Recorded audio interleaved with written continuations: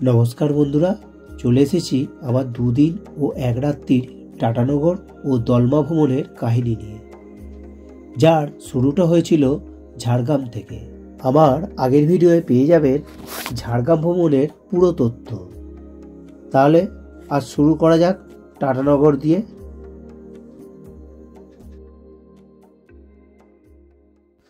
বন্ধুরা, সকাল 8:28 জনশতাব্দী ধরে ঝাড়গ্রাম থেকে টাটানগর পৌঁছানোর কথা ছিল 9:45।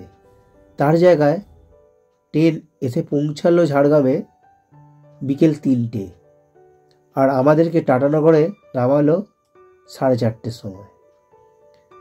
তাই আর লেট না করে একটা অটো ধরে বেরিয়ে পড়েছি জুবলি পার্কের দিকে, যাতে সন্ধে হওয়ার আগেই একটু জুবলি পার্কটা ঘুরে দেখতে পারি।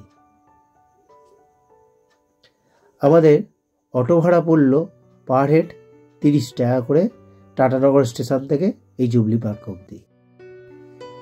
বন্ধুরা, এই পার্কটি বিশাল বিশাল জায়গা নিয়ে, কত দূর এপার থেকে ওপার দেখা যায় না, আর চারিদিক খুব সুন্দরভাবে সাজানো এবং পরিষ্কার পরিচ্ছন্ন। আর সবচেয়ে বড় কথা, এত সুন্দর মেনটেন করা জায়গার ঢোকার জন্য কোনো প্রবেশ মূল্য লাগছে না।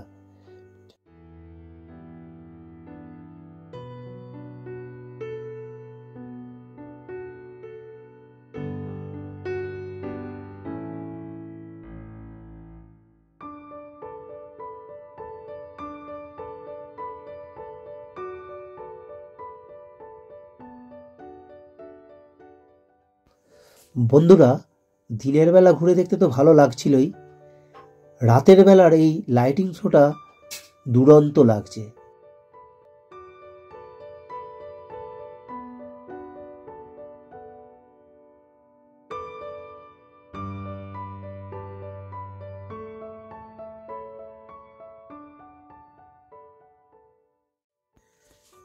টাটানগরের যাবতীয় দর্শনীয় স্থান এই জুবলি পার্ক চত্বরেই আছে।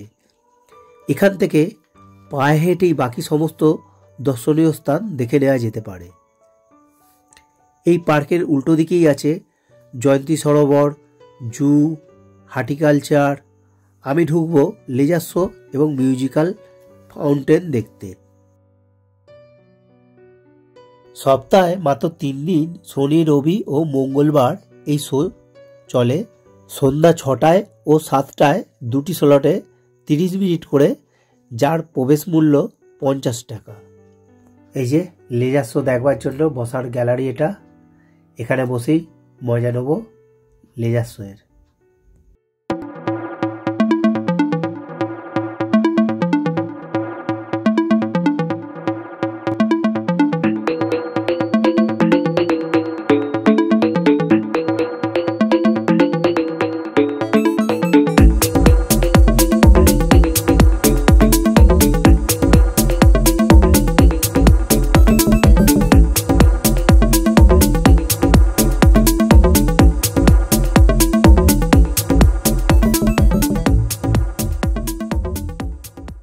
চলে এসেছি ডায়মন্ড পার্কে। ওই যে দূর থেকেই দেখা যাচ্ছে ডায়মন্ডটা জলজল করছে। এই পার্কটির নাম হচ্ছে স্যার দোরাবজি টাটা পার্ক, যেটা সোমবার থেকে শনিবার পর্যন্ত বিকেল 4টে থেকে রাত্রির 8টা অবধি খোলা থাকে। আজ রবিবার, পার্ক বন্ধ আছে, তাই বাইরে থেকেই এর সৌন্দর্য উপভোগ করছি।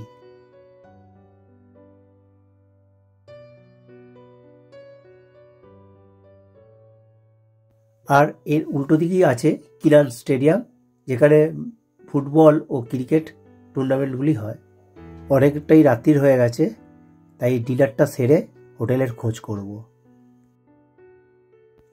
কিছুটা হেঁটে সাকচিতে এসে একটা বাজেট ফ্রেন্ডলি হোটেল আমরা করেছি।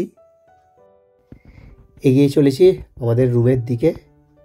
এই যে ডবল বেড রুম আছে, যার ভাড়া পড়েছে 1000 টাকা। আমরা 4 জন আছি, 250 টাকা পার হেড। এখানে এর চেয়ে দামি হোটেল আরও অনেক আছে, কিন্তু সবচেয়ে বাজেট ফ্রেন্ডলি হোটেল একমাত্র এটাই পেলাম। এই যে ওয়েস্টার্ন কুমোর নেই এখানে, যাক, যা আছে তাই দিয়েই চালাতে হবে।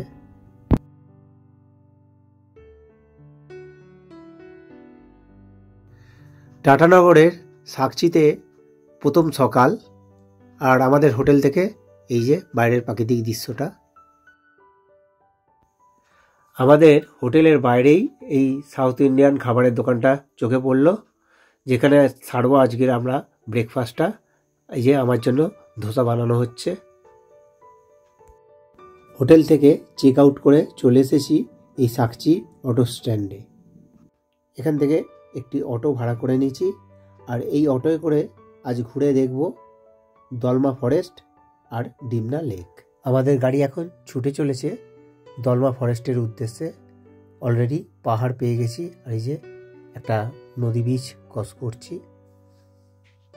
আর এই যেতে যেতেই জানিয়ে দেব আমাদের এই অটো করে যাওয়ার কারণ। এখানে দুদিন বাদেই বিধানসভা ভোট আছে, সেজন্য 4 চাকা গাড়ি সব তুলে নিচ্ছে, আর যে কটা গাড়ি আছে ডবলের চেয়েও বেশি রেট বলছে। সেজন্য আমরা এই অটোটা বুক করেছি 2000 টাকা দিয়ে। একটু বেশি পড়লো জানি, কিন্তু কিছু করার নেই। এসে গেছি দলমা ফরেস্টের মেন গেটে। দলমা ওয়াইল্ড লাইফ সেঞ্চুরিতে প্রবেশ করার মাথাপিছু মূল্য 10 টাকা করে, আর বিভিন্ন গাড়ির যে মূল্য আছে সেটার রেট চার্টটা শেয়ার করে রাখলাম। ঢোকার মুখেই বাঁদিকে দেখা মিলল একটি হাতি, তবে এটি পায়ে চেন বাঁধা আছে।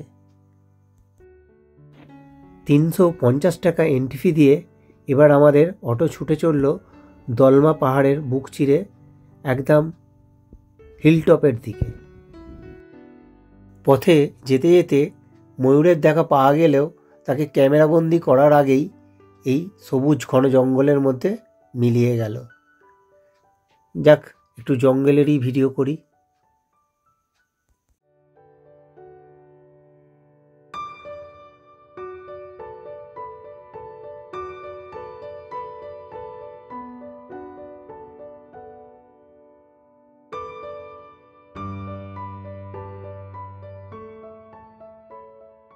দু চোখ ভরে দেখে নিচ্ছি এই প্রকৃতির রূপ। এই ঘন সবুজ জঙ্গলের মধ্যে হারিয়ে যাচ্ছি, দারুণ সুন্দর। অটো এখানে অবধি আসবে, এরপর আর অটো যাবে না। সিঁড়ি দিয়ে উপরে মন্দিরে ওঠা শুরু করছি।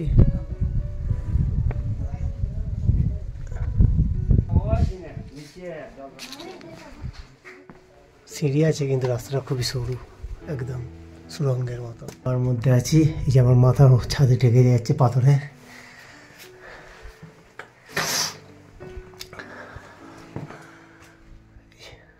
উপর দিয়ে সূর্যের আলো আসছে, আর এই যে মহাদেব এখানে বসে আছেন। ওটাই গুহা, কালো অন্ধকার।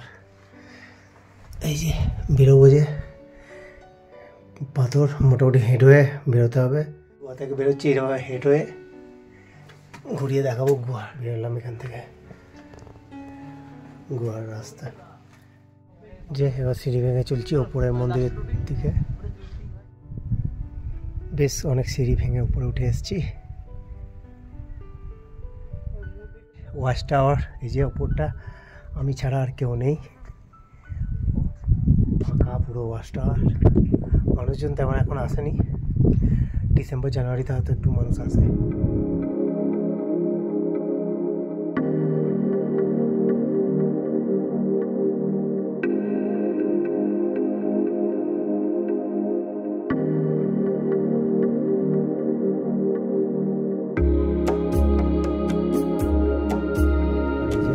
ওদিকে মন্দির, মন্দিরে উঠবো।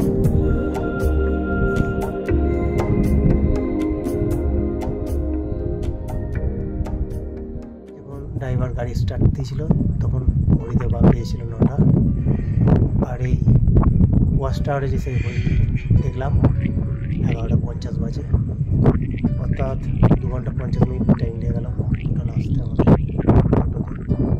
রাস্তা খুবই খারাপ ছিল, যার জন্য অনেক আস্তে আস্তে আসতে হয়েছে।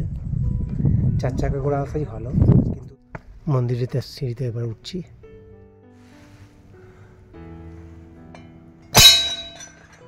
বজরংবলীর মন্দির।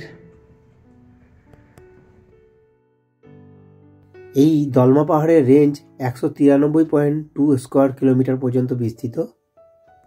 এখানে পাথরের ওপরে বিভিন্ন পশু পাখির যে ছবিগুলো দেয়া আছে সব এই জঙ্গলেতে দেখতে পাওয়া যায়, কিন্তু আমাদের চোখে শুধুমাত্র ময়ূর আর বাঁদরই পড়ল। জায়গায় জায়গায় এরকম পাখি দেখার জন্য পজিশন করা আছে, জায়গা করা রয়েছে যেখানে দাঁড়িয়ে ফটো শিকারীরা পাখির ফটো নিতে পারে। এই যেহেতু ফটো ছবি দেওয়া আছে এখানে সাজানো, সে তো পাখিরা এখান থেকে দেখতে পাওয়া যায়। বর্তমানে আমি একটিও পাখি দেখতে পাচ্ছি না, তবে আওয়াজ শুনতে পাচ্ছি পাখিদের। খুব ভালো কথা লেখা আছে, you are never alone when you are connected with nature. তেল গরম আছে, চপ ভাজবে একটু, 10 টাকা পিস চপ, মুড়ি আর চপ খাবো একটু বেলা 12টার সময়। এখানে আর পাল একদম ভর্তি হরিণ আছে জঙ্গলে। এইসব হাঁড়িগুলোতে পাতা টাতা দেওয়া রয়েছে যাতে ওই প্রজাপতিরা বাস করতে পারে। প্রজাপতির জন্য এই গার্ডেনগুলো, এই যে প্রজাপতি উড়ে বেড়াচ্ছে। সুন্দর গেস্ট হাউস বানিয়েছে, এখন বন্ধ আছে। গেস্ট হাউস চত্বরটা দেখবার মতন, সত্যি সুন্দর। পাহাড়ের কোলে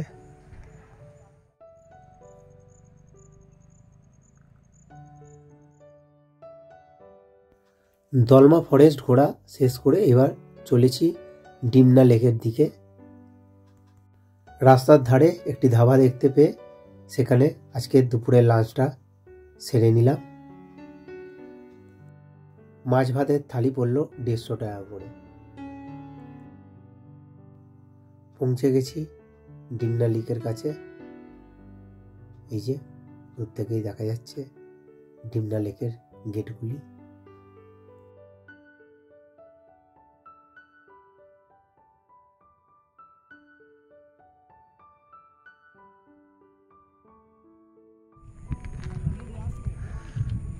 সেই দূরে পাহাড়গুলো দেখা যাচ্ছে।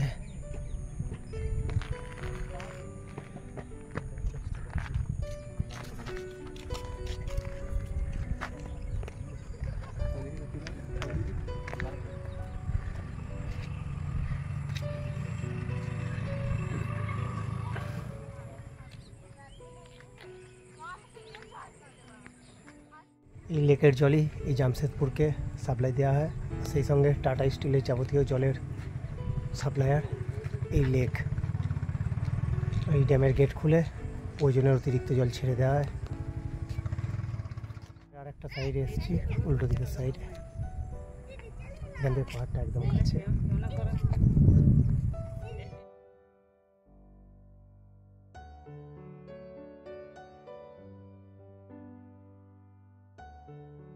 ডিমনা লেকের সমস্ত ওয়াটার অ্যাক্টিভিটি এখান থেকেই শুরু হয়, আর এটা মন্ডে ক্লোজ থাকে।